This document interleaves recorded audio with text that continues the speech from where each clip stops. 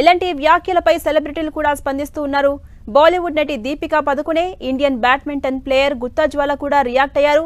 ఎలాంటి చైర్మన్ వ్యాఖ్యలపై వారంతా అసహనాన్ని వ్యక్తం చేస్తున్నారు. ఇలాంటి వ్యాఖ్యలు చేయడం పెద్ద తప్పు. ఉద్యోగుల శ్రేయస్సును గురించి ఆలోచించే వ్యక్తిత్వం ఆయనకు లేదన్నారు దీపికా పదుకునే. ఎలాంటి ఉద్యోగులతో ఇటీవల ఆన్లైన్లో సుబ్రమణ్యన్ భేటీ అయ్యారు. ఈ సందర్భంగా సంస్థలో వారానికి 6 రోజుల పని విధానాన్ని అమలు చేయడానికి ఓ ఎంప్లాయీ ప్రశ్నించాడు.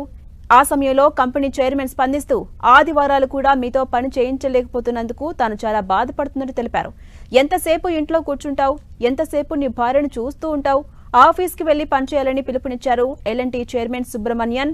అంతటితో ఆగకుండా వారానికి 90 గంటలు పనిచేయాలంటూ చెప్పుకొచ్చారు. ఇక ఎల్ఎన్టీ చైర్మన్ పై నెటిజన్స్ భిన్నంగా స్పందిస్తూ ఉన్నారు. ఉద్యోగుల వ్యక్తిగత జీవితాల్ని చిన్నచూపు చూసేలా మాట్లాడుతున్నారంటూ తీవ్రంగా విమర్శలు గుప్పిస్తున్నారు. దీంతో ఎల్ఎన్టీ చైర్మన్ చేసిన వ్యాఖ్యలపై ఆ కంపెనీ క్లారిటీ ఇచ్చే ప్రయత్నం చేసింది.